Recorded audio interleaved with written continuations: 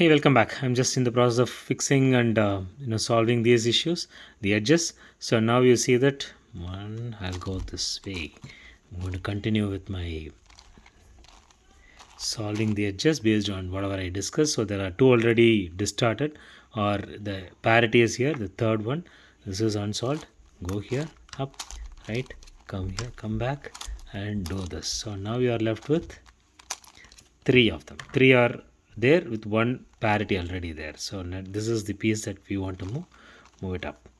So since it is in the right place, we can move here, but make sure that this is solved edge. Even though it is showing us in unsolved, this is actually solved. So move this. This is actually unsolved. So that's fine. Now we can move forward.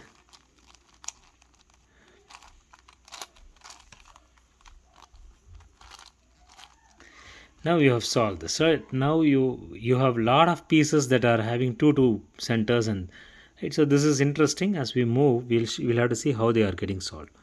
Now again, let's go to the orange and see what is the left. This is solved. This is solved. This is solved. This is solved. All the things are solved in the orange, right? So let's look at. Okay, this is not solved. So yellow on the top and orange on the front. Let's look at this piece. You have, what is that? Orange. There are two pieces that are already having the parity. Now look at the green and orange. It is here, right? So this is the third layer, and it will go because there is anyway a mismatch. It doesn't matter what. Look at if this is solved, this is solved, this is solved, this is solved. So do the back and then B again solved, then D, B again solved, then do a D.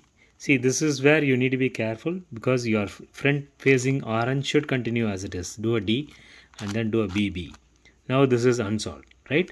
Now do a U2. So now you are bringing this essentially one of the unsolved edges to the top.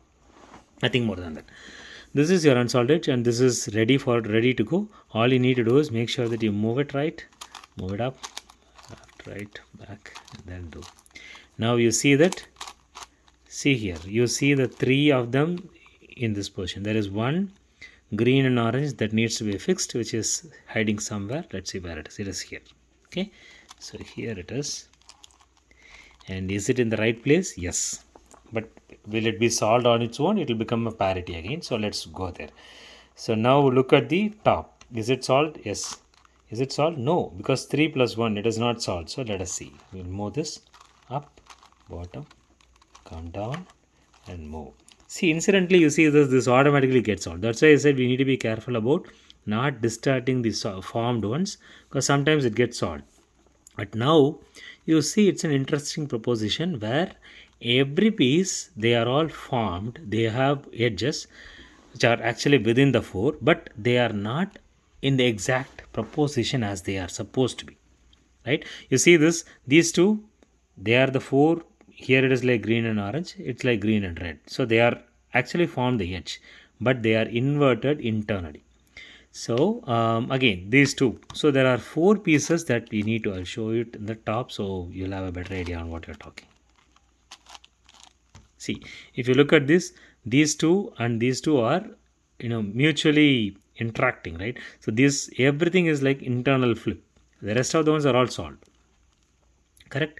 The rest of the ones are all solved in the edge and the centers, but these four edges are internally flipped. And this is what we call as edge parity. As I said, 6x6 invariably comes with edge parities, and there are more than one ways of solving it. The good part is we can solve it in more than one ways. One way is to flip these two pieces.